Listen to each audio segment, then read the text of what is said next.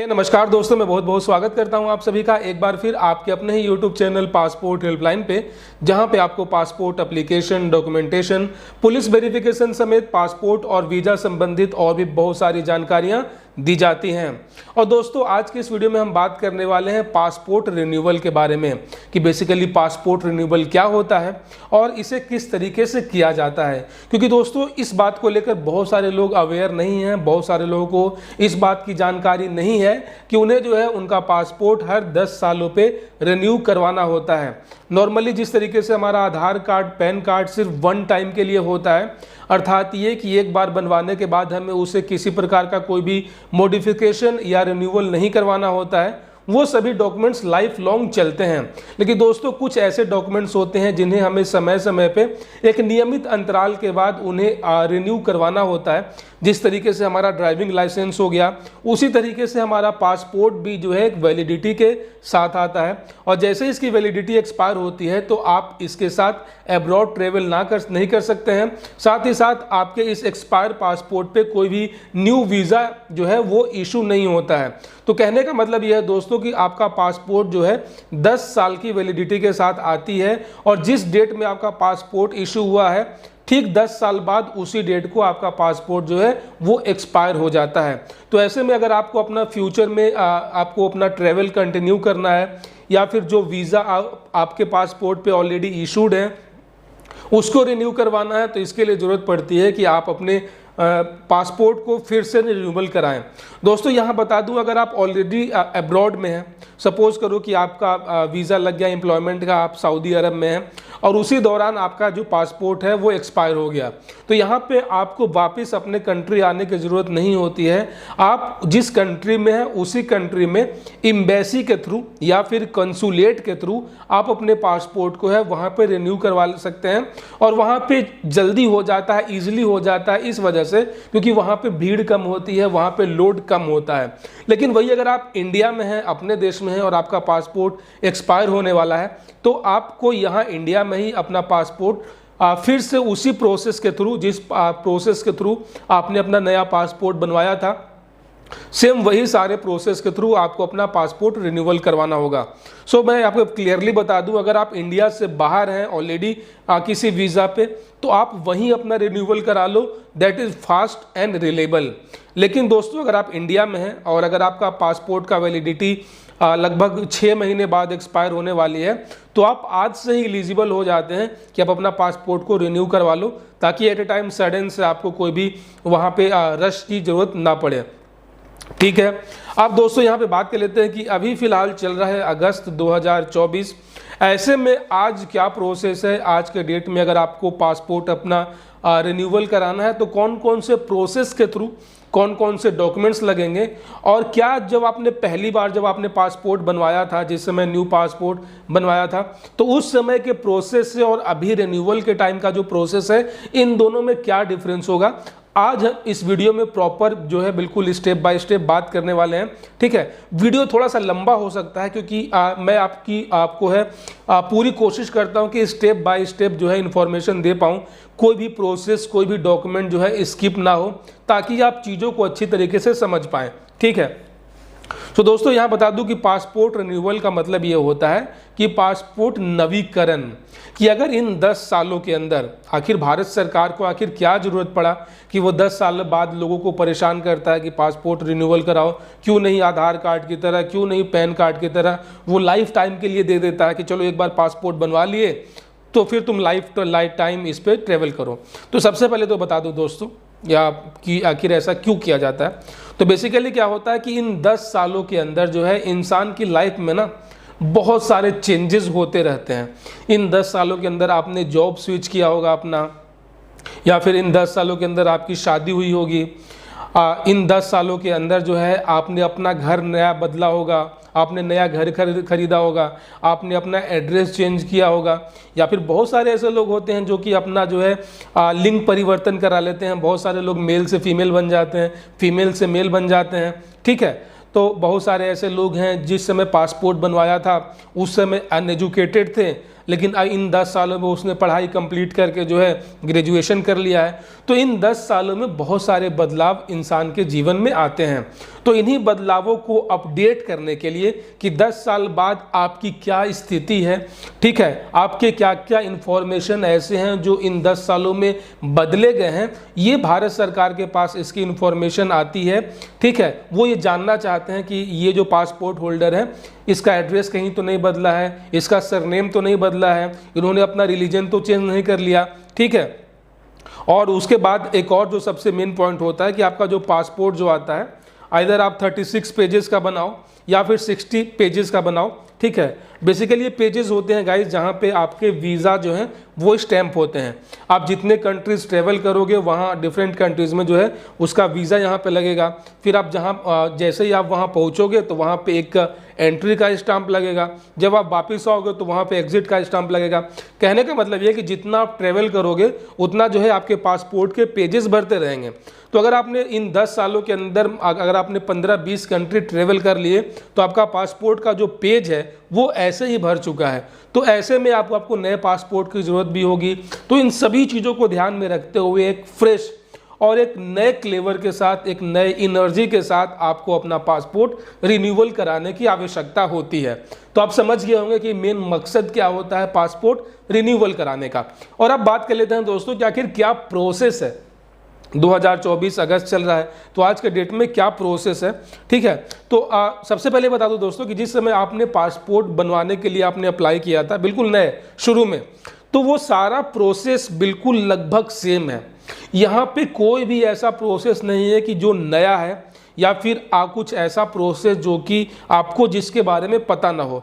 सबसे पहले जिस तरीके से आपने ऑनलाइन अप्लाई किया था पासपोर्ट के वेबसाइट पे passport.gov.in पे, तो वहाँ पे जो है आपको अपना रजिस्ट्रेशन करवाना होगा।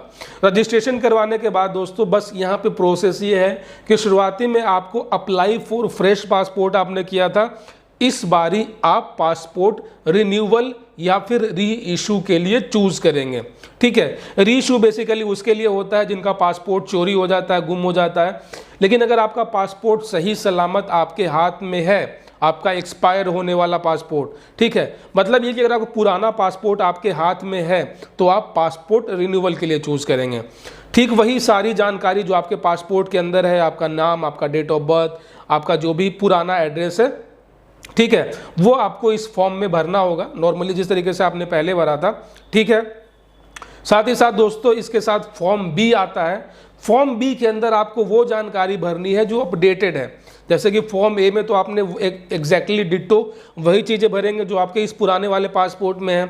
आप सपोज करो आपका पुराना एड्रेस पटना बिहार का था, अब आप शिफ्ट हो गए हो जयपुर राजस्थान, आपने यहाँ पे अपना घर खरीद लिया, आपने प्रॉपर्टी खरीद लिया है और अब आप चाहते हो कि अब आपका पासपोर्ट जो बनकर आए वो इसी एड्रेस पे बनकर आए, तो आपको फॉर्म बी में आपका जो लेटेस्ट जानकारी है, अगर आपने इन बिटवीन आपने अपना सरनेम चेंज किया है, जैसे कि बहुत सारी ऐसी फीमेल्स होती हैं जो शादी के बाद उनका सरनेम चेंज हो जाता है, ठीक है, तो वो आप अपडेट कर सकते हो।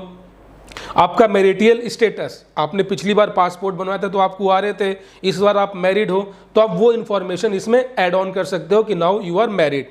यहाँ पे आपकी क्वालिफिकेशन पूछी जाएगी। पिछली बार आप अंडर 10 थे, मान लेते हैं इस बार आप ग्रेजुएट हो, पीएचडी हो, तो आप अपना लेटेस्ट जो आपका क्वालिफिकेशन हिस्ट्री है वो आप डालोगे, ठीक है। उसके बाद आता है आपका एड्रेस। अब आप आज के डेट में जिस एड्रेस पे रह रहे हो, ठीक है, जिस एड्रेस का आपके पास आधार कार्ड है, अदर डॉक्यूमेंट्स है, तो आपको एग्जैक्टली सेम वो एड्रेस आपको भरना है, आपको पुराना वाला एड्रेस नहीं भरना है।